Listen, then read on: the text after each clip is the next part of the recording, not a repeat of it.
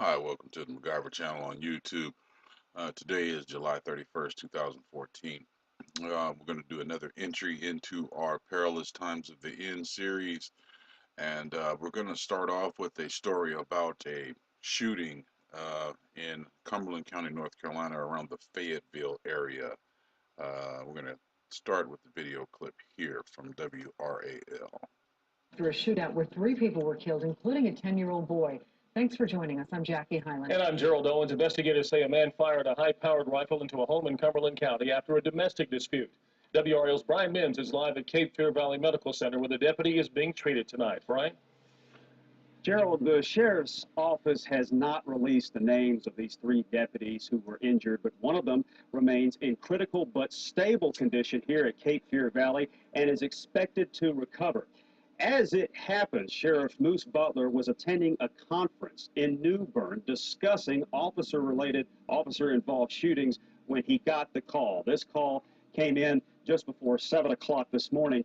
And it's really incredible when you hear what happened with a couple of the deputies. One deputy did take a bullet to her duty belt. It struck her belt, and that prevented the bullet from going into her body. With another deputy, a bullet penetrated his uniform. That also kept the bullet from striking his body.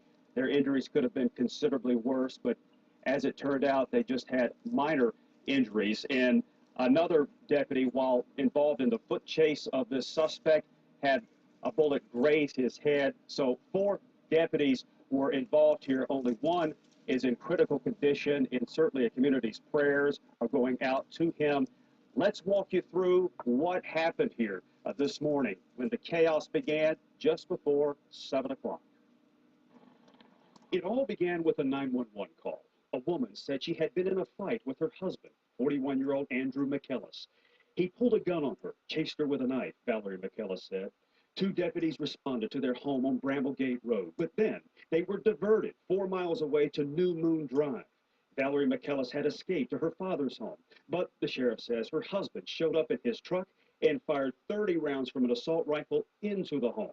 My mama, as boyfriend, was just going crazy, and he just came up here and just started shooting at my people's house. Dominic Nickerson was inside, saying bullets were flying everywhere. He says his grandfather, 61-year-old Gary Simpson, fired back but was struck and killed. Simpson's 10-year-old grandson, Trequan Covington, was also hit, also killed. 7 people were inside the home, the sheriff says, including the McKellis' 13-year-old son, who spent the night there. But then, he says, McKellis drove by the house a second time and again fired another 30 rounds. Deputies stormed into the house, only for McKellis to return a third time and fire more rounds. He was just firing at random everywhere, just spraying the whole trailer, and they were going all the way through. One deputy, he says, suffered a gunshot in his chest, back, and shoulder. 2 others suffered minor injuries. Deputies chased McKellis through a wooded area, all the while continuing to fire his rifle, the sheriff told us. Deputies returned fire, and the gunman died on the scene. A state trooper suffered a minor shrapnel wound when gunfire shattered the window of his cruiser, and deputies uncovered more firepower. They found about 50 or 60 rounds left in the truck. So, I mean, if he was prepared to do some damage. We checked into McKellis' background. The worst offense we found was a DWI in the 1990s. He was in the Army, but the sheriff says he had been out for more than a decade. It's crazy, man. Do something like that. Like, we took him in as family, we ain't look at him no way. Like, why would you bring it to my grandmother's house? Like, the sheriff could not confirm whether the gunman died from deputies' gunfire, from a self-inflicted wound. That will have to be determined by the medical examiner. He did say that domestic calls are the most dangerous, most volatile calls officers can respond to.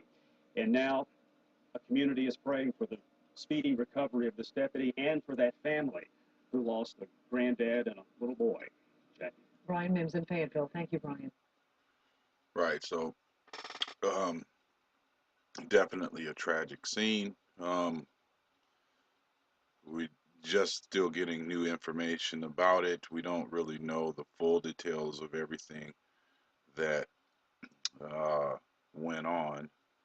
I'm going to try to go back and read from the article that they had posted here as well. Here we go.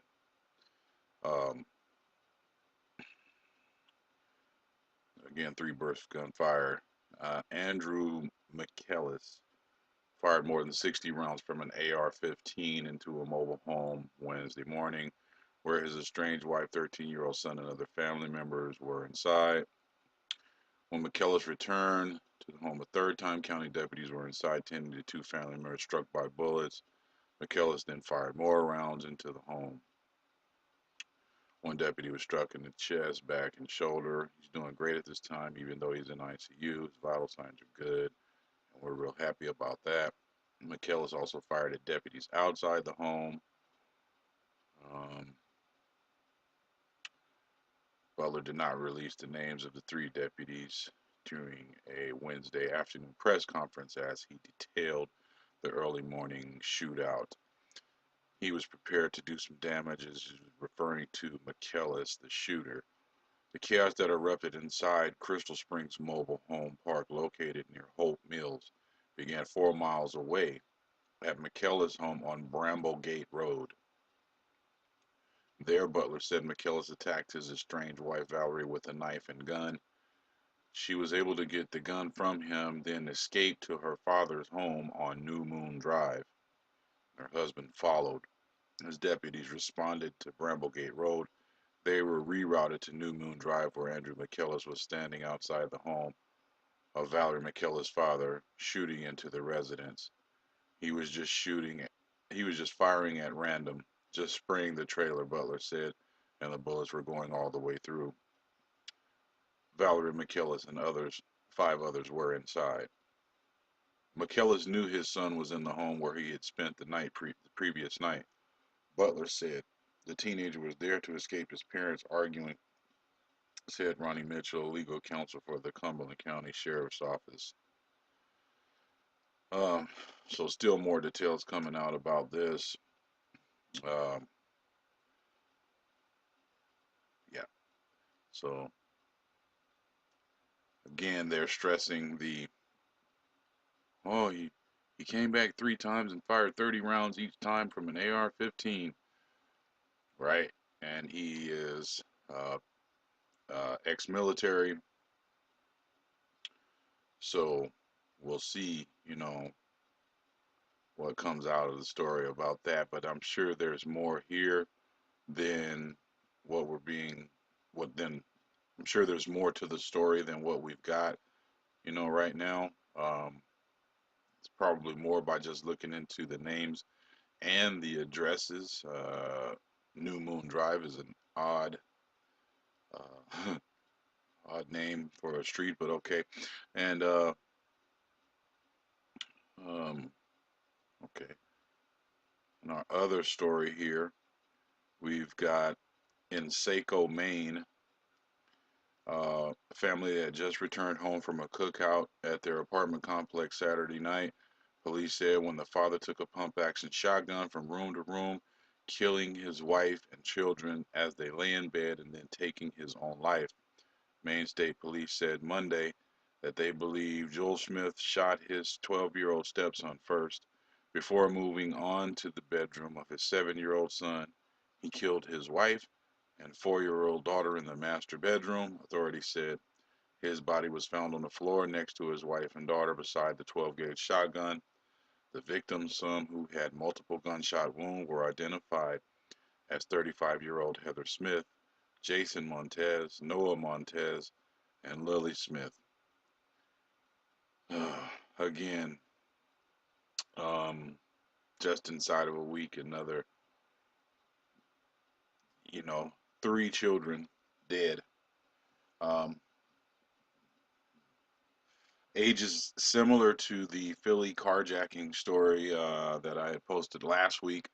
You can go find that on the channel. Uh, those children in that incident were 15, 10, and 7. These children were 10, 7, and 4.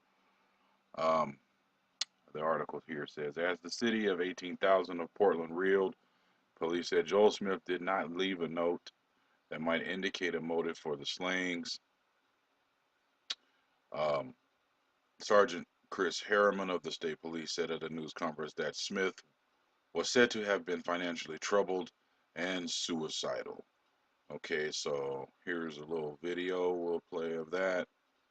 incident.